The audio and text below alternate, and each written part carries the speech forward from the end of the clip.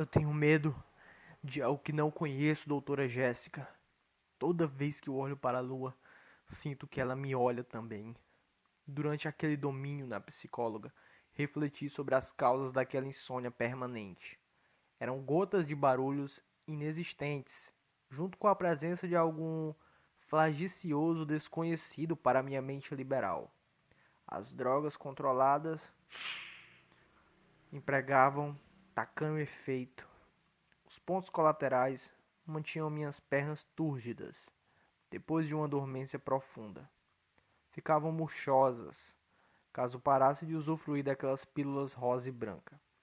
Ela fizera recomendações para esse escombro que tirava meu sono, diminuir a exposição à luz, evitar dormir durante o dia, entre outras baboseiras, as quais sempre segui e de nada acrescentou em meu tratamento fundamental. Eram cultiváveis métodos de fracasso para meu problema, que eram insistidos monstruosamente.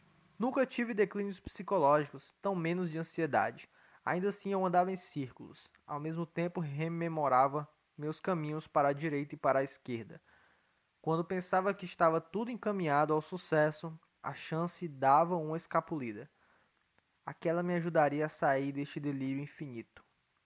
Cercado de soluções incompatíveis com um mistério alucinante, busquei a igreja, na qual vi anjos sorrindo apenas para mim, igual aquela curvada e desordenada expressão de alegria que invadia meu local de dormir. Não durei 2 dias e rompi vínculos, mesclando desesperança e casa. Havia cansaço na voz agredida pelo tempo perdido, na qual sentia ser satirizada por colegas de trabalho. Sempre que mastigava, sentia um intenso vazio passando por meus lábios anêmicos. Minha tratadora, dona de olhos esféricos e azulados, ressaltava a importância da alimentação deliberada pela própria. Descendia de pais nutricionistas, isso acrescentava peso em seu largo currículo.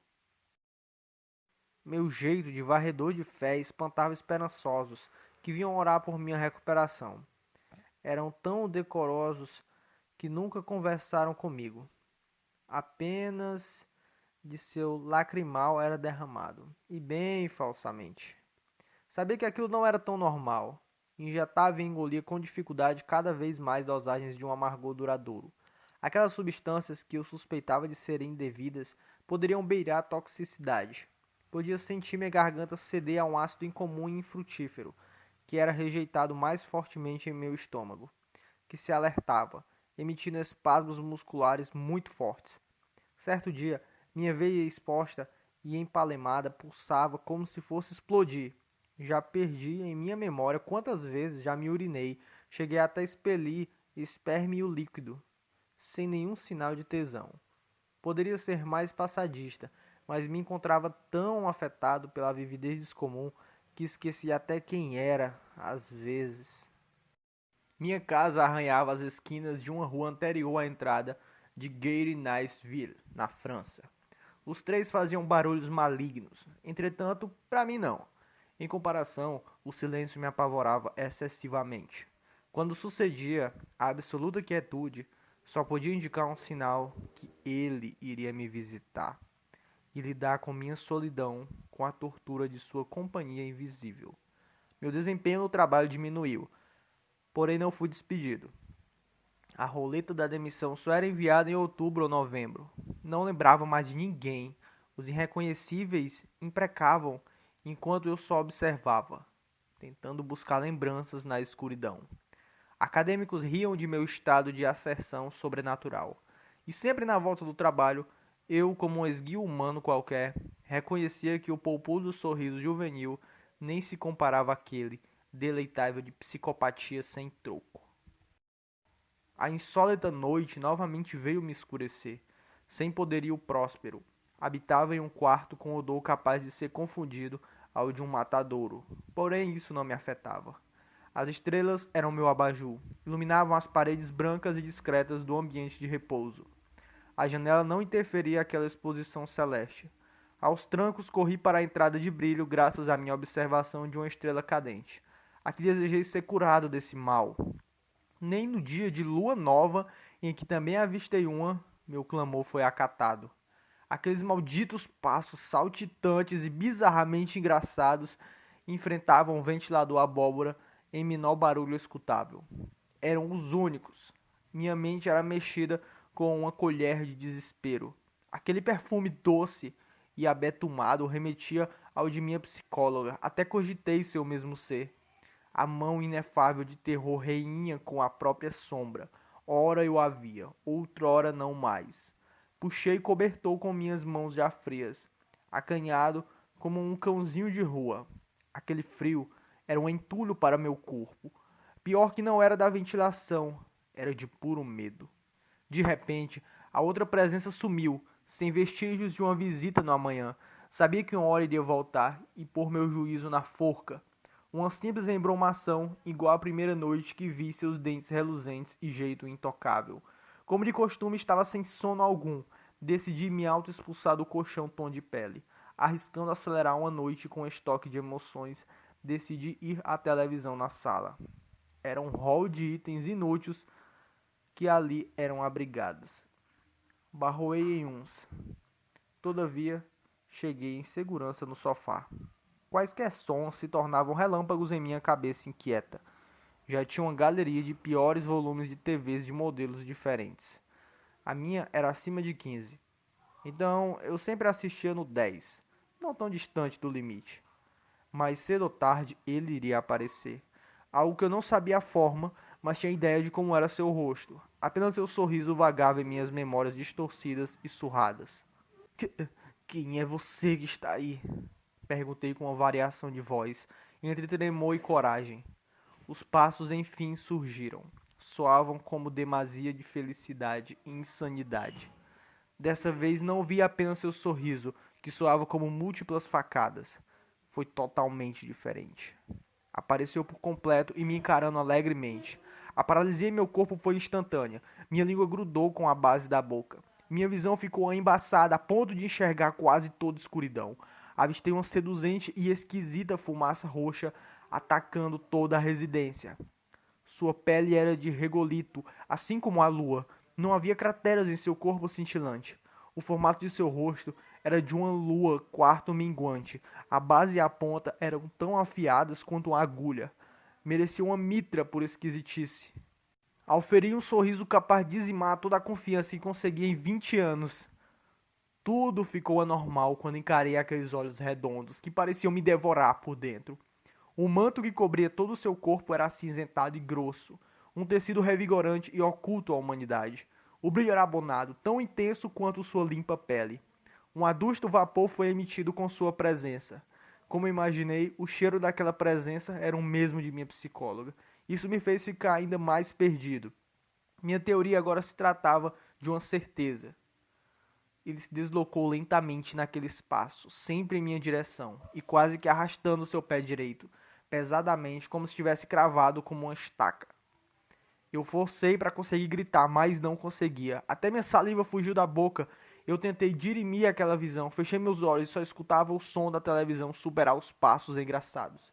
O que ouvia na minha frente era: nosso apresentador de camisa listrada, vem aí, o senhor Dial. Ao meu lado era um ficando mais alto. Era a melodia demoníaca de passos imparáveis. Vamos passear na lua, meu amigo. Mesmo imóvel, sua voz delirante e afinada arrepiou cada fio meu. Se aproximava quando sentia sussurros de ar bater em meu ouvido lentamente. Será que todo esse tempo era ele, esperando a hora certa para se mostrar a mim? Mesmo meu desespero não o espantou. Finalmente consegui me mover, me livrando da loucura de esperar o beijo da morte naquele imóvel. Deixei a TV ligada com a corrida mais rápida de minha vida. Chegando em meu quarto, fechei a porta avermelhada. Era um molde de tremedeira com ofegada. Queria dizer que tive coragem de olhar pelo olho mágico, misteriosamente construído na porta de meu quarto, mas não tive.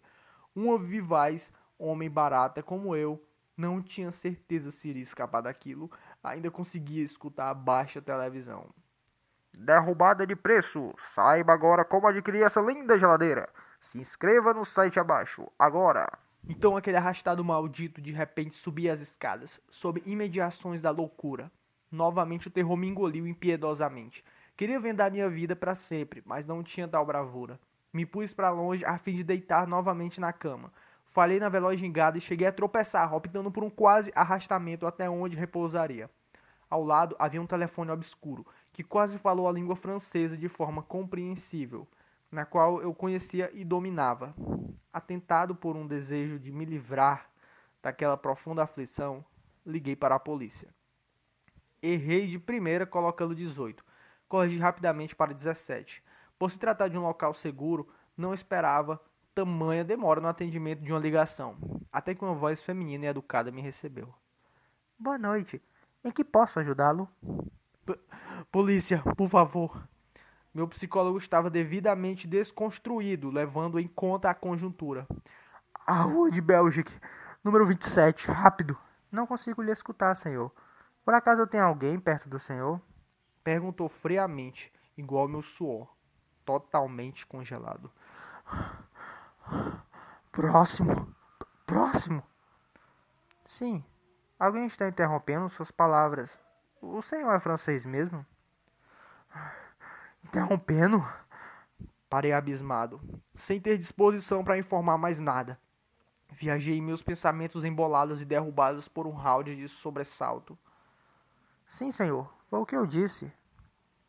Qual o seu endereço, por favor? Se nem aquele tom suave parava meu mundo, nada iria. Montei aos poucos a ideia de que não existiam problemas, que tudo não passava de um sonho. Me tranquilizei drasticamente, gozando da mais natural e pura pacificação. Quando um bafo quente se aproximou de meu ouvido, ponderei que o pior estava por acontecer. O telefone caiu de minha mão. Olhei para trás e aquela face 3 vezes maior que a minha parou meu coração. Deixou tudo embaçado novamente. Dessa vez sorria para me deixar sem ar. Parecia que estava sugando minhas poucas forças. Era a torrefação de minha vida, para algo que nunca vi ser explicado. Eu me tremia sobrenaturalmente, desejava que a morte me ceifasse o mais rápido possível. Aqueles olhos pouco gordos destruíam cada vez mais meus pensamentos. Sentia meu peito perfurado pela angústia da perda de minha própria vida. Caí da cama, tacando a testa fortemente no chão albergado de pregos. Minha testa respingou sangue no mesmo instante. Trêmulo com aquela pândega de tortura, me fingi de morto por uns 2 minutos. Não sentia mais aquele aroma desgraçado. Então deixei de ser pensativo e me levantei da forma mais ágil que podia, olhando para o canto direito da cama a fim de ver se aquela lua ambulante ainda estava ali, me cercando. Graças a alguma força divina, que nunca acreditei, ele não estava, climatizando o meu mundo a um estado menos acelerado novamente. Quando pus a mão na testa, notei o corte profundo, governante da maior quantidade de sangue exposta em meu corpo. Meu telefone havia sumido. Aquela resiliente mente diabólica me tirou o que podia, mas me deixou os remédios. Ingeri doses desaconselhadas. Não havia previsão do que poderia acontecer. Eu só queria dormir, nem que fosse para sempre. Migrar de minha vida para outra. Aquele pesadelo inexplicável não acabou. Na janela estava amparado.